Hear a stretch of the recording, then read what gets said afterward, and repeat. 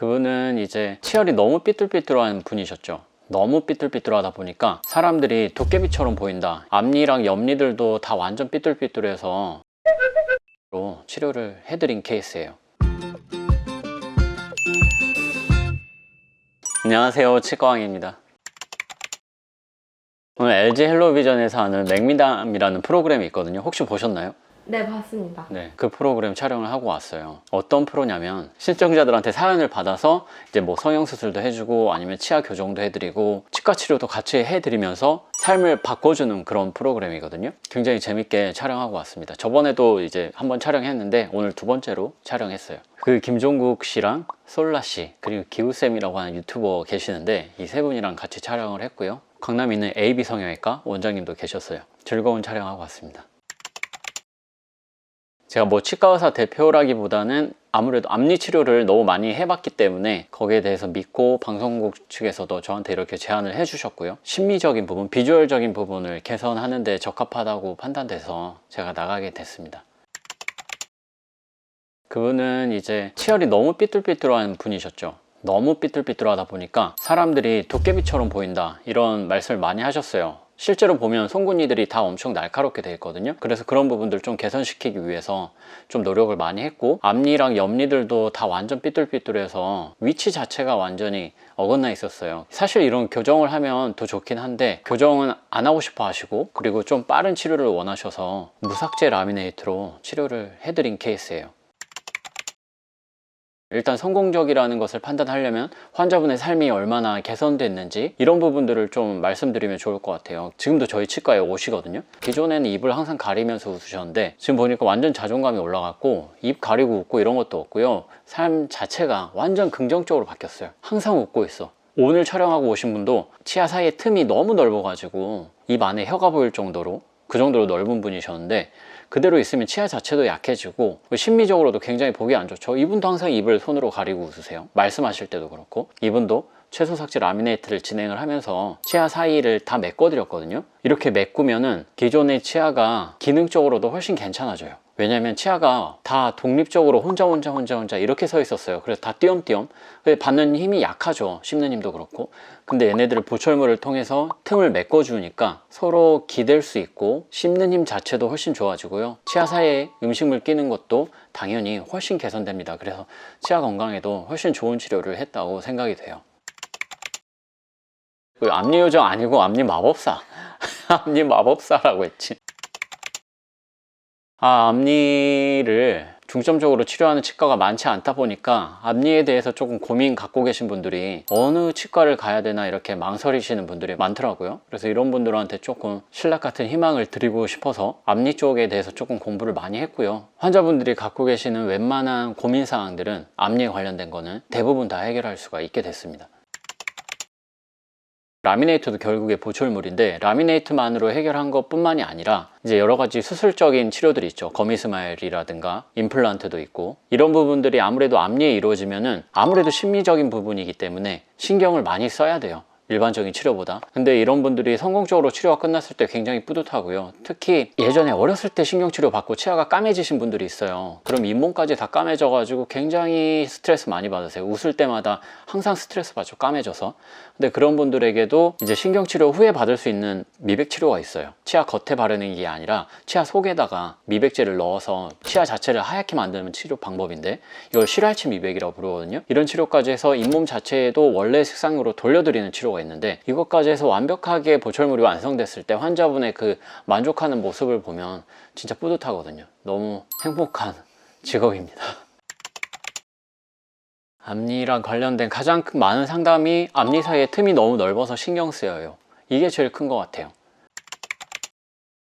가장 좋은 방법은 무삭제 라미네이트가 가능한 케이스들이 있어요. 치아 자체는 다 정상인데 앞니 두 개 사이에만 틈이 있는 경우에는 무삭제 라미네이트로 쏙쏙 사이에만 집어넣는 파셜 라미네이트가 있거든요. 부분적으로만 집어넣기 때문에 치아 건들 필요도 없고 그냥 붙이기만 하면 됩니다. 이거 굉장히 좋은 치료 방법이고 만족도도 진짜 높아요. 근데 치아 여러 개가 다 벌어져 있는 경우에는 치아를 다 감싸는 라미네이트를 진행을 하셔야 되고요. 이 경우에도 당연히 만족도가 굉장히 높습니다. 오늘 촬영하고 온 환자분도 비슷한 케이스였어요. 앞니에 한 8개에서 10개 정도가 다 틈이 넓어가지고 이 틈을 그냥 두는 것보다는 라미네이트로 치료하는 게 훨씬 좋은 방법이 될 수가 있어요.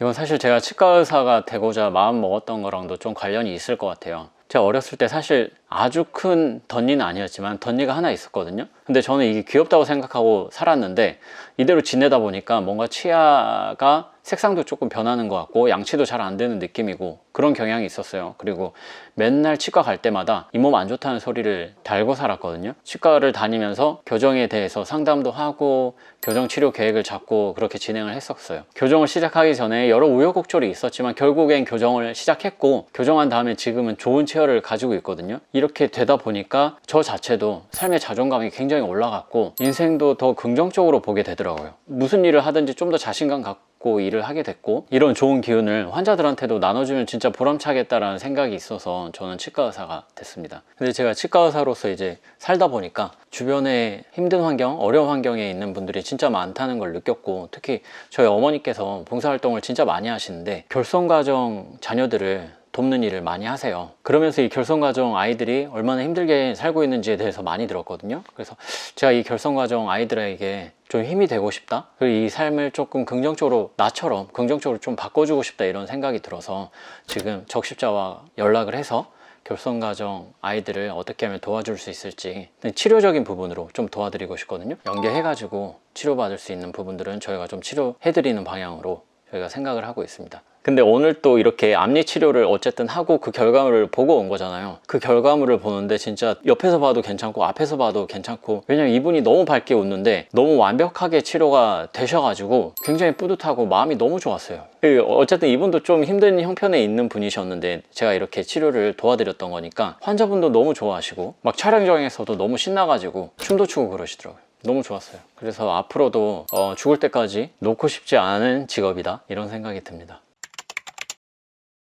지금은 치과가 그때보다는 더 많아졌을 것 같은데 옛날에는 진짜 치과 한두 개밖에 없었고 사실 어렸을 때 치과 치료 받은 기억이 없어요. 흔들릴 때 다 집에서 이렇게 실 묶어가지고 이마 쳐가지고 뺐죠. 근데 그만큼 열악해서 였을 것 같아요. 소아치과 이런 거는 당연히 없고 어쨌든 굉장히 열악한 그런 의료 환경에서 보냈던 것 같아요. 그래도 치과를 간혹 가다가 갈 때가 있었는데 그럴 때마다 원장님들한테 굉장히 좋은 인상을 받았어요. 진짜 내 치아를 진심으로 생각해 주시는구나. 그래서 그때 이제 치과에 대한 이미지가 좀 좋아졌던 것 같아요. 치과에 대해서 안 좋은 이미지를 가진 적은 한 번도 없었어요. 무서운 거는 당연히 있는데 나를 위해서 좋은 치료를 해주시려고 노력하시는 분이구나, 그리고 지식인 같다, 깔끔하다, 뭔가 이런 느낌들이 있었던 것 같아요. 그래서 항상 동경의 대상이었던 것 같고 나도 언젠가 치과 의사가 되면 좋겠다 이렇게 생각을 많이 했죠. 제가 느끼기에는 같은데 다른 분들이 저를 볼 때는 어떻게 느낄지 모르겠어요. 남들이 뭐라고 생각할지 궁금해. 아이 꾼이네 이렇게 생각할 수도 있는 거잖아. 아니면 뭐 깔끔하네, 아니면 무섭네 이렇게 생각하실 수도 있고 여러 가지 이미지가 공존해 있는 것 같아요.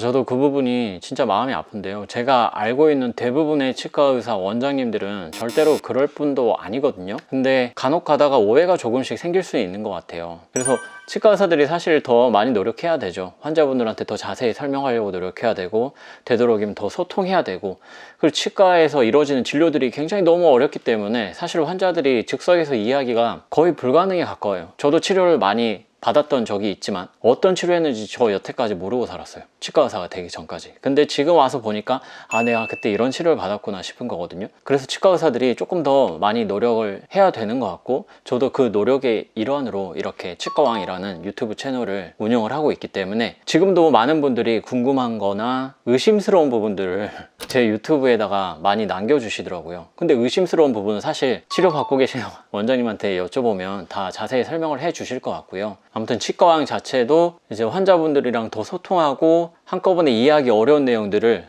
잘라서 이해하기 쉬울 정도로 이렇게 설명해 드리려고 만든 채널이거든요. 그래서 이 영상을 치과 가시기 전에라도 보시면은 아마 치과 가서 상담 받으실 때 훨씬 이해하기 쉽게 기본을 깔아 놓으실 수가 있을 것 같고요. 혹시라도 치과 치료 받으시기 전에 궁금한 점이 있으시면 제 채널에 댓글을 달아주시거나 아니면 뭐 이메일 보내셔도 되니까 보내셔서 문의하시면 다음 영상 찍을 때 참고하거나 댓글을 달아드리거나 그렇게 하겠습니다. 편하게 해주시면 될 것 같아요. 그래서 어쨌든 치과 의사들이 더 노력해야 되고 이 노력 노력의 일환이다. 내가 세계 최고의 치과 의사는 아니지만 최고가 되기 위해서 노력하고 있다. 그래서 결국에는 치과 왕이 될 수 있지 않을까, 이렇게 생각합니다. 치과 왕으로 죽으면 행복하겠다.